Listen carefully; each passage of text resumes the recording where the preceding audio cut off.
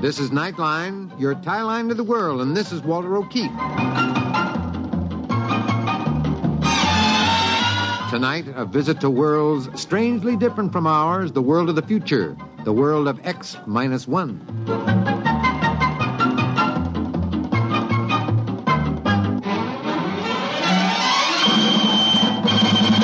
Now, here is the future, X-1. Countdown for blast off. X-5, 4, 3, 2, X-1, fire.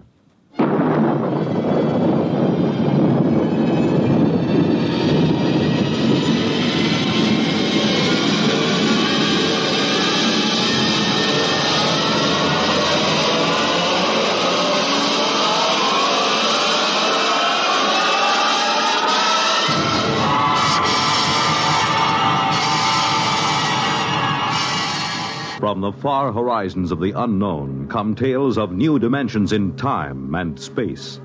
These are stories of the future, adventures in which you'll live in a million, could be years, on 1,000 maybe worlds. The National Broadcasting Company, in cooperation with Galaxy Science Fiction Magazine, presents X minus 1.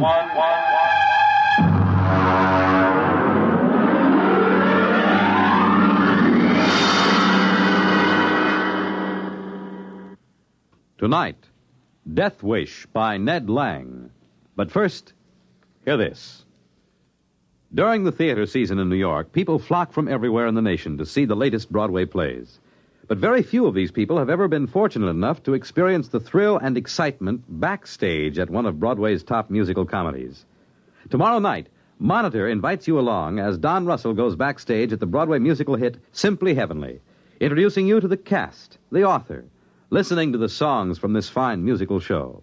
It'll be an experience you won't soon forget. Then, on Saturday, for sports enthusiasts, Army versus Notre Dame, and Monitor brings you this football classic direct from Municipal Stadium in Philadelphia. Add to these features Monitor's special coverage of the pomp, ceremony, and celebration during Queen Elizabeth's tour of Canada. Visits from celebrities like Mickey Rooney, Tennessee Williams, Tony Bennett, and Burl Ives, and you have some idea of the top variety of entertainment Monitor will bring you all weekend.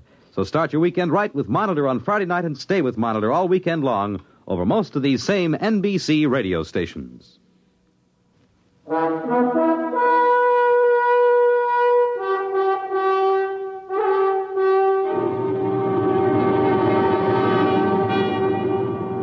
And now, X-1, and tonight's story, Death Wish.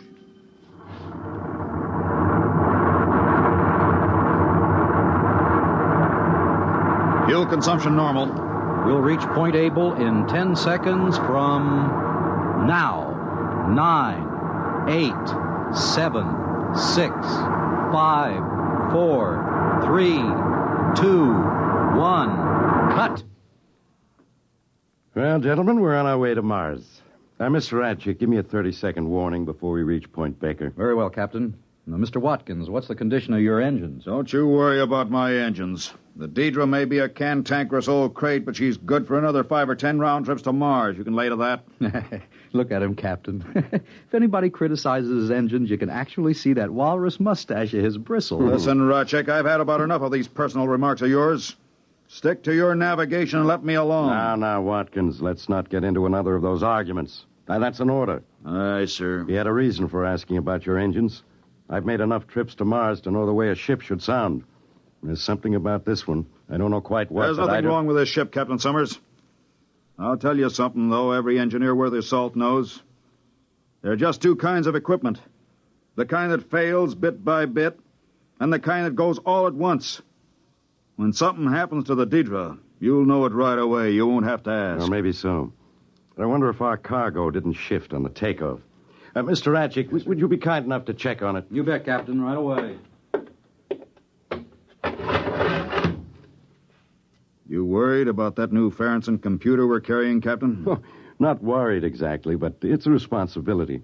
That thing is by far the largest, heaviest, most delicate piece of machinery ever transported in space. It's an evil thing, with its blinking eyes and scheming brain.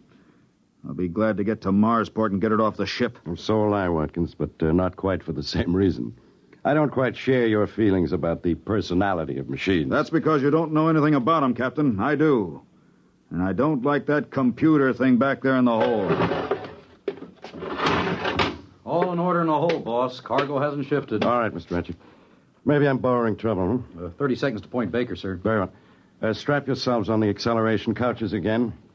You sure you don't read anything, Mr. Watkins? Not a thing, sir.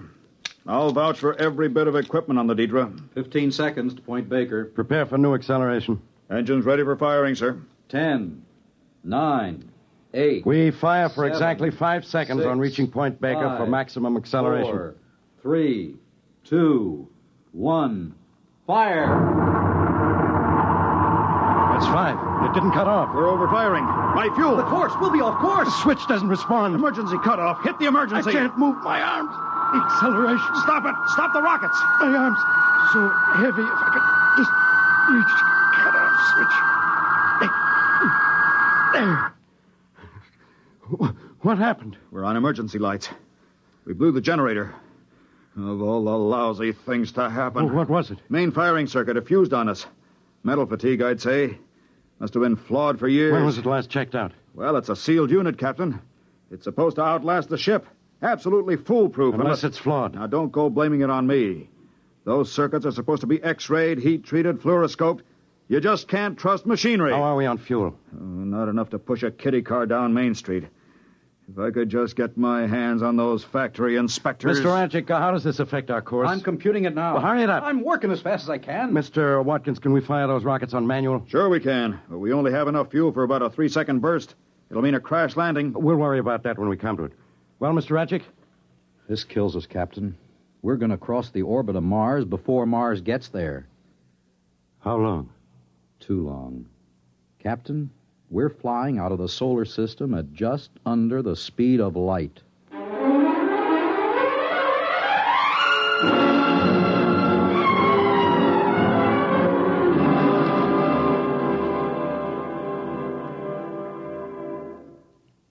You're listening to Death Wish, tonight's attraction on X-1.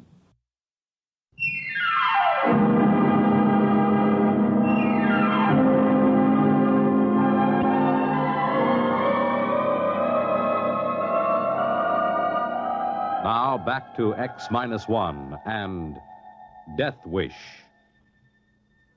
Look at him. Look at how he sits there staring at nothing. Here we are kiting off into space, and what do? We got a little fuel left. We can turn the ship, can't we? Look, you are a navigator, aren't you? I am, Mr. Watkins. And for your information, if I plotted my courses the way you maintain your engines, we'd be plowing into the middle of Australia right now. Why, you little company toady. At least I got my job honestly. Not by marrying the owner's daughter. Why, you dirty old man. Stop it, both of you. No more of this now. I give the orders here. All right, then give some. Tell him to plot a return curve. This is life and death. All the more reason for keeping our heads. Mr. Ratchet, can you plot such a course? It's the first thing I tried. On the fuel we got left, there isn't a chance. Best I could do would be a degree or two. That won't help. What do you mean it won't? We'll turn back into the solar system. Sure, but the best curve we can make will take us a few thousand years to complete. What about a landfall on some other planet? Neptune, Uranus? Impossible. In the first place, the right planet would have to be in the right place at the right time. And if it were, we'd need fuel, a lot of fuel, to get into a braking orbit. And if we could, who'd come and get us? No ship has gone past Mars yet. Yeah, but maybe there'd be a chance, just a slim chance. Maybe, but we can't swing it. Gentlemen, I'm afraid we'll have to kiss the solar system goodbye. It just doesn't seem possible. Who would believe we're traveling at almost the speed of light? Look out the viewing port. You'd swear we were standing still in space. Yeah, that's because there's no reference point, as you know. I assure you, we're traveling faster than any men have ever traveled. What should we do, Captain? I don't know, Watkins. I just don't know. Our noble captain can't face the situation. Of course I can face it. I can follow any course you plot. That's my only real responsibility. Now, let's get a grip on ourselves. Mr. Radjic, suppose you raise Mars on the radio. Aye, sir. Deidre to Marsport. Deidre to Marsport. Urgent. Repeat, urgent. Come in, Marsport. Marsport to Deidre. Read you. Over. Emergency Marsport. Firing mechanism jammed. Fuel almost totally expended. Acceleration 15 seconds past safe maximum. Heading out of solar system. Request help. Over. Can you turn the ship, Dietrich? Can you put it into any kind of an orbit? Over. No fuel, Marsport. We can only turn a degree or two. Over. Put your captain on, Dietrich. Over. Captain Summers, Marsport. Over. Captain, what do you propose to do? Good Lord, man, that's what we're asking you. What do you propose to do? I say, what do you propose? What are they saying? I don't know. I couldn't catch it. Mr. Radjic, can't you get better reception? We're rapidly running out of range, Captain. I'll give it all the gain I can get.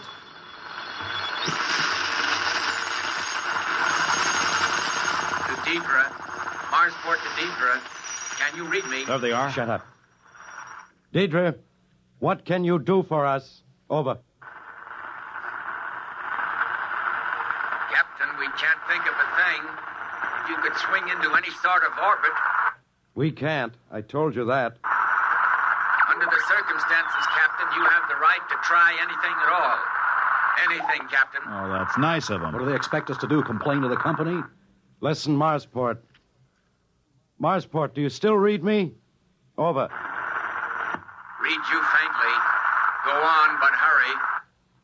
I can think of just one thing. We could bail out in spacesuits as near Mars as possible. The Diana is laying over there, isn't she? You could have her pick us up. Over. Sorry, Captain. You're confused. If you left your ship, your momentum would not be affected. You and your crew would continue through space at the same rate as the ship. Over. Of course, I wasn't thinking. I have it. Send the Diana out to intersect our course. Maybe we can find some way to transfer. My navigator will help you plot the intersection. Over.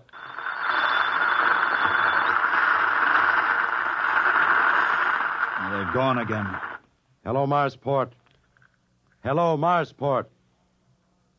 Come in, Marsport. I can't bring them in again. To do it that way, sorry. Over. You mean you can't do it? Why not? It is our only chance. Over. Diana's laid up, having her engines overhauled. How long before she can be spaceborne? Too long. 3 weeks. Sorry, Captain. I wish we could think of something. But the only thing we can suggest... What? I didn't get it. Reception's gone again, Captain. We're getting out of range. I don't know whether I can raise them again or not. Well, try. Come on, maybe that suggestion What is can it? they suggest that we don't already know? Even the static's getting weaker now. We only knew what they were going to say. What's the difference? They didn't really think it would work anyhow. Wait a minute. Wait. Maybe something come... Hold it. Suggest. Can you hear? Suggest. Most unlikely. But try. Try calculator. Try calculate. They're gone. For good this time. I heard what he said. The calculator. Does he mean the Farronson computer in our hole? Yes, I see what he meant. The Farronson's a very advanced job. No one knows the limits of its potential. He suggests we present our problem to it. That's ridiculous. The problem has no solution. It doesn't seem to, but the big computers have solved other problems that seem to have no solution. Now, we can't lose anything by trying. Yeah, not as long as we don't pin any hopes on it. That's right. We don't dare hope. Mr. Watkins, I believe this is your department. What's the use? You say don't hope, but both of you are hoping anyhow. You think the big electronic god is going to save your lives? Well, it's not. Well, we have to try, man. Who says we do? I wouldn't give it the satisfaction of turning us down. Are you implying that machines think? You bet I am, because they do. No, I'm not out of my head. Any engineer will tell you that a complex machine has a personality all its own. Do you know what that personality is like? It's cold, withdrawn, uncaring, unfeeling. A machine's only purpose is to frustrate desire and produce two problems for every one it solves. And do you know why a machine feels this way? You're hysterical. Oh, no, I'm not. A machine feels this way because it knows it's an unnatural creation in nature's domain. It wants to reach entropy and cease. It's a death wish. A mechanical death wish. Gibberish. Watkins, are you going to hook up that computer? Oh, sure, I'm human. I keep trying. I just wanted you to understand that there's no hope. I'll get it warmed up. We better watch him. He'll be all right. Maybe. He's blaming the situation on a machine personality now, trying to absolve himself of guilt. It's his fault we're in this spot. An engineer's responsible for all equipment. What's the good of blaming anybody? None, I guess. Personally, I don't much care. This is as good a way to die as any. Better than most. Don't talk like that. Why not? Death in space is an appealing idea in certain ways. Imagine an entire spaceship for a tomb. And you have a certain choice in how you die. Thirst, hunger, heat, cold... Shut up! Now that's an order. This is your first real emergency, Captain. And you're responding like a stunned ox. Wake up! If you can't live with joy, at least try to extract a little pleasure out of your dying. Shut your mouth. Well, gents, your little tin god's ready and waiting. Anybody care to make a burnt offering in front of it? Have you given it the problem? Most of it. You two have to punch up your own details. Position, elapsed time from maximum acceleration, water, oxygen, food. All right. Come on, Ratchik. Did you tell it we want to return to Earth alive? Oh, yes. Yes, it loves that part. It'll get such pleasure out of rejecting the problem as unsolved. Oh, no, it won't say that. It'll say insufficient data. And I'll punch up the rest of the information. Insufficient data. You see the point?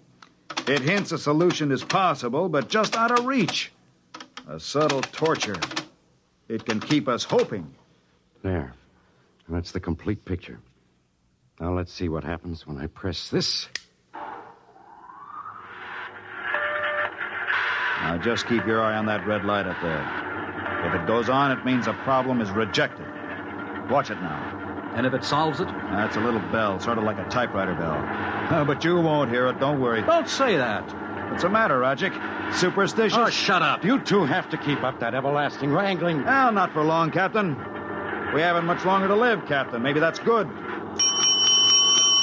What's that? A solution. It's found a solution. That must be a mistake. There is no solution. It's fooling us, leading us on. Now who's superstitious? Here's the tape. The solution's on this. Well, what's it say? Come on, read it. No, not me. You read it, Captain. I won't play its fiendish game. Oh, I see. That's fine. That's just fine. What does it say, for the love of heaven? You figured a few thousand years to return to the solar system, Ratchik? Well, the computer agrees. 2,300 years, to be precise. Therefore, it has given us the formula for a longevity serum. 2,300 years? What are we supposed to do, hibernate? Not at all. As a matter of fact, the serum does away quite neatly with the need for sleep. For 2,300 years, gentlemen, we three sit here in this little ship and look at each other.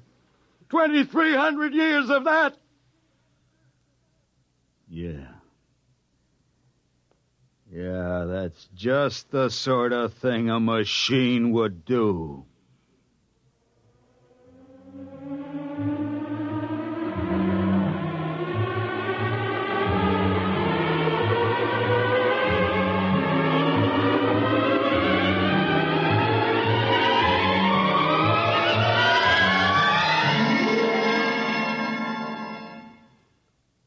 Fred Collins again. And I'll have another word for you about X-1 in a moment.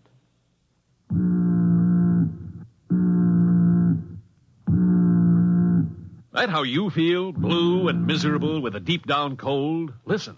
Every second someone takes it for the miseries of a cold. Millions more take bromoquinine. Every second someone takes it for the miseries of a cold. Bromoquinine.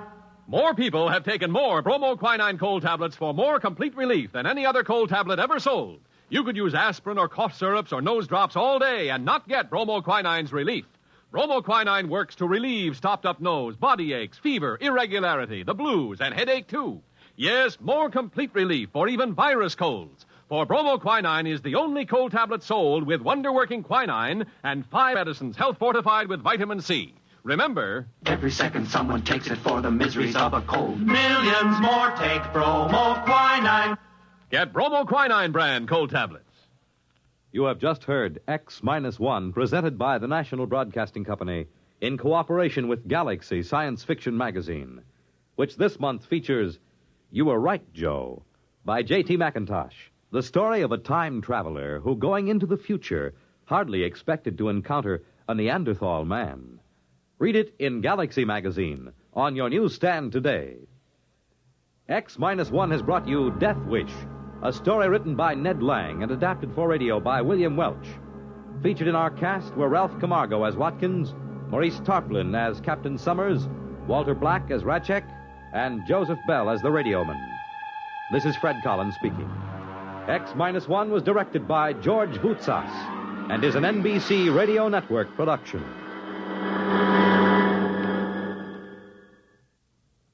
There's excitement in the air at night, and Nightline brings it to you. Hear Nightline with Walter O'Keefe, next on most of these NBC stations.